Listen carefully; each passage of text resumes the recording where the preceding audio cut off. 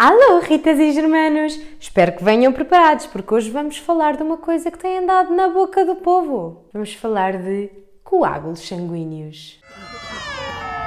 Oh, Sr. Abílio, é pela sua saúde. Atenção que eu e a Ana somos médicas, mas não somos as vossas médicas. Se tiverem algum problema relacionado com isso que vamos falar aqui ou outro, vão ao vosso médico. Seja um médico de família, seja outro qualquer. Aquilo que dizemos aqui são puras informações, não são de todo recomendações. Então, só para vos contextualizar e porque é praticamente impossível falar disto sem falar dos componentes do sangue, vou fazer uma mini explicação sobre eles. O sangue é constituído por uma parte líquida, que é o plasma, e por uma parte sólida. E esta parte sólida contempla todas as células que viajam misturadas nesse líquido. A parte sólida é constituída por três tipos principais de células. Os leucócitos ou glóbulos brancos. São as células principais do nosso sistema imunitário. 2. Hemácias, eritrócitos ou glóbulos vermelhos. São eles que são responsáveis por levar o oxigênio e os nutrientes a todas as outras células do nosso organismo. E são também eles responsáveis por fazer o sangue vermelho. E 3. As plaquetas, que são as mais pequenas, e isto é porque elas são, no fundo, fragmentos de outra célula maior.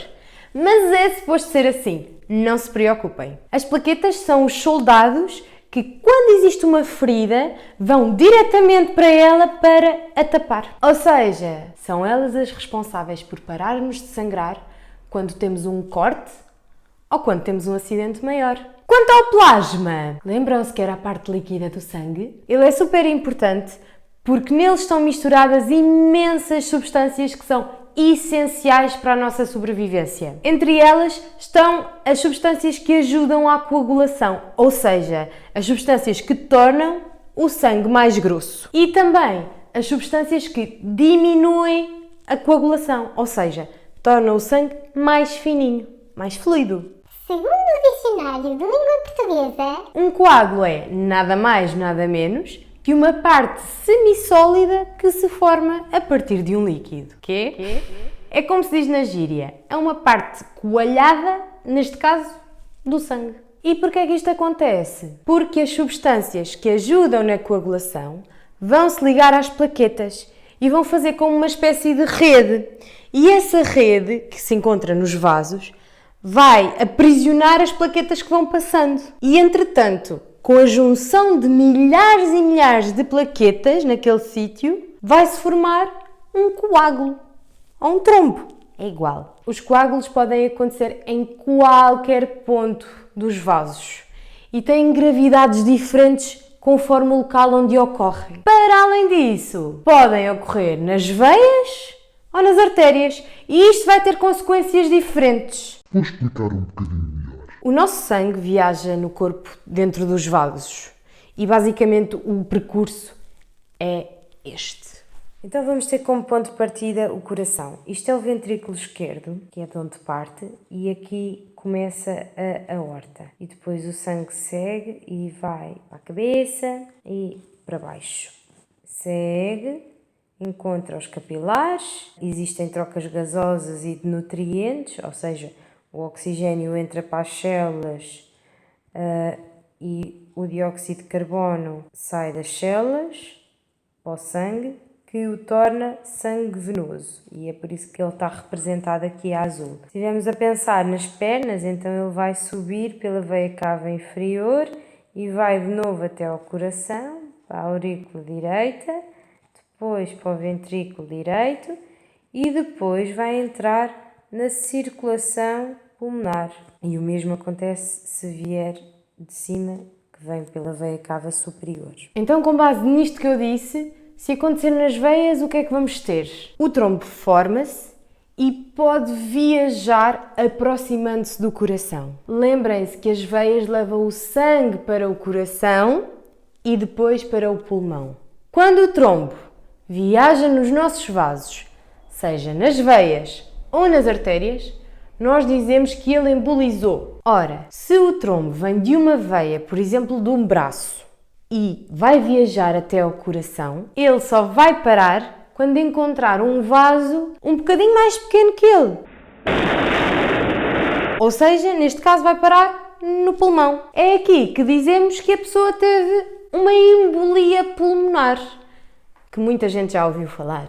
Grande parte das embolias pulmonares tem origem num trombo que se formou onde? Na perna, numa veia profunda, não das varizes. Ela viaja junto ao nosso fémur, que é o nosso osso da perna, da coxa, no fundo. Viaja por esta veia que está aqui a azul, depois aqui, que é a veia cava inferior, e depois passa pelo coração e vem para o pulmão. E é aqui que ele encrava e faz falta de ar e dor no peito e vários outros sintomas. E se quiserem que nós falemos sobre eles, escrevam nos comentários.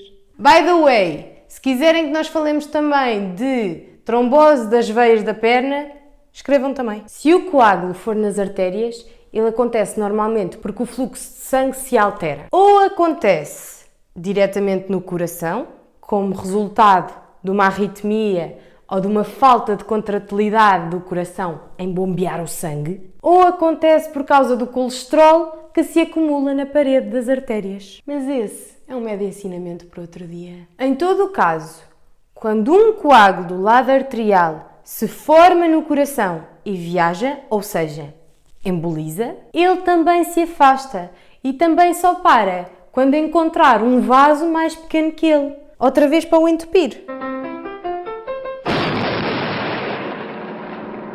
E onde é que ouvimos isto acontecer mais? Nas artérias que vão para o cérebro! E a isto chamamos acidente vascular cerebral ou vulgar AVC. Mas pode ainda embolizar para as artérias do rim, do intestino, das pernas, dos braços, etc. Se formar por causa do colesterol, então o mais comum é ouvirmos falar de um infarto agudo do miocárdio, que basicamente é quando um trombo se aloja nas artérias do coração e o coração, por não ter oxigênio, vai entrar em sofrimento. Mas vejam o nosso vídeo de infarto agudo do miocárdio para perceber um bocadinho mais sobre este tema.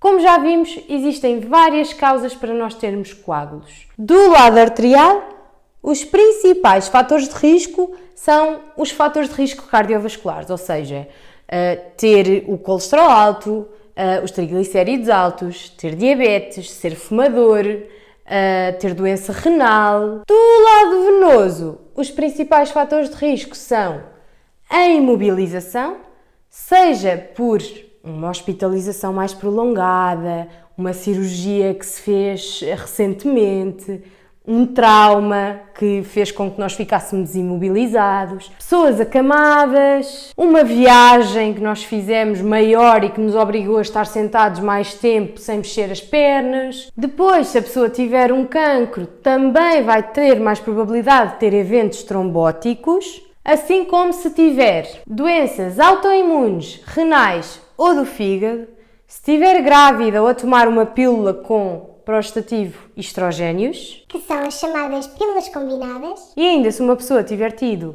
uma trombose venosa no passado. Tem-se falado muito sobre os eventos trombóticos associados à vacina do Covid. desenvolveram algum tipo de coágulos.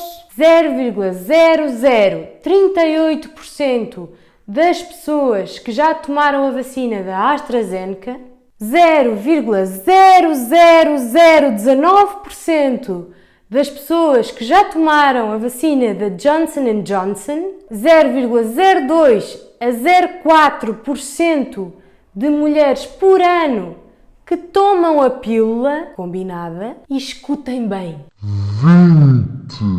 20% dos doentes que tiveram Covid tiveram algum tipo de evento trombótico em pessoas internadas. E este número ainda sobe para 31% se falarmos de doentes que estiveram em internamento em unidade de cuidados intensivos. Portanto, percebam a diferença. É enorme. Não faz sentido não quererem ser vacinados. É a minha opinião. Quanto aos tratamentos, nós achamos que é um bocado específico demais para vocês. Basta saberem que os tratamentos são diferentes com base no tipo de coágulos, onde eles estão e se estão no lado arterial ou no lado venoso. E é isto. Era isto. Bem, malta, espero que este vídeo vos tenha sido muito útil. Não se esqueçam de subscrever o canal, de gostar do vídeo. Se tiverem algumas dúvidas, Não hesitem em comentar, partilhem o vídeo com os vossos familiares e amigos. Isto é principalmente importante agora que se fala muito nesta coisa dos coágulos e agora que as pessoas começam a levar as vacinas, começam a ter algum medo. E não se esqueçam, ativem o sininho e põem que querem receber todas as notificações, a não ser que não queiram. Se meterem nas personalizadas, o YouTube só vos vai dar alguns vídeos, não vos vai dar todos. Isto é basicamente para receberem notificações sempre que há um vídeo novo. E pela vossa saúde, tenham mais medo dos coágulos pelo Covid do que pela vacina do Covid. Até porque já vimos que são mais frequentes e potencialmente mais graves. Vemo-nos no próximo Médio Ensinamento. Beijinhos!